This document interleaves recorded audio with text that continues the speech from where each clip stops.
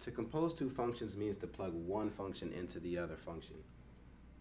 When you see this notation, f, with this open circle between the g, that tells you to plug in the g function to the f function. So far, we've only experimented with plugging in numbers like 3 to the function f. Now we're going to experiment by plugging in a whole other function to the function f. Let's say we have the functions f of x and g of x. The notation f of 3 tells me to write the f function first and plug in 3 everywhere there was an x.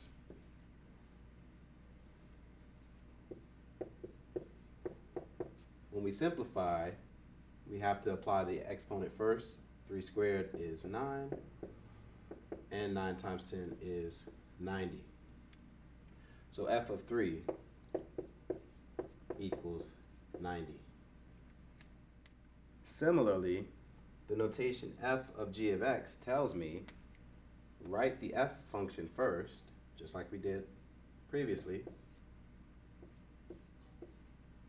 And instead of dropping in a 3, where the x was, we're going to drop in the whole equation, g of x. Now I know what g of x equals. G of x equals x minus 5.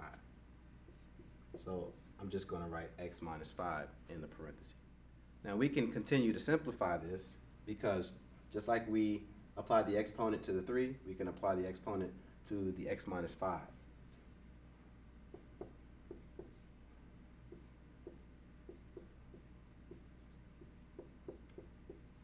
The exponent just tells me how many times to multiply the x minus 5. 2 times. Now I can see box method or FOIL method is going to get triggered again. So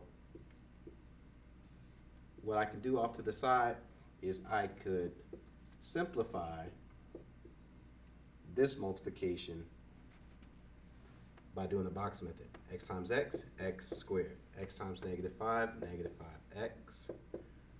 Negative 5 times x, negative 5x. And 2 negatives make positive 25. So when we multiply these two binomials, we get x squared. Keep in mind these are like terms, so they become minus 10x and plus 25. Don't forget to bring down the 10, and we're one step away from our final answer.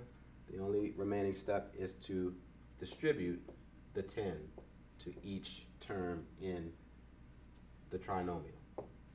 So 10 times x squared is 10x squared. 10 times negative 10x is negative 100x. And 10 times 25 is positive 250. So f of g of x equals this trinomial.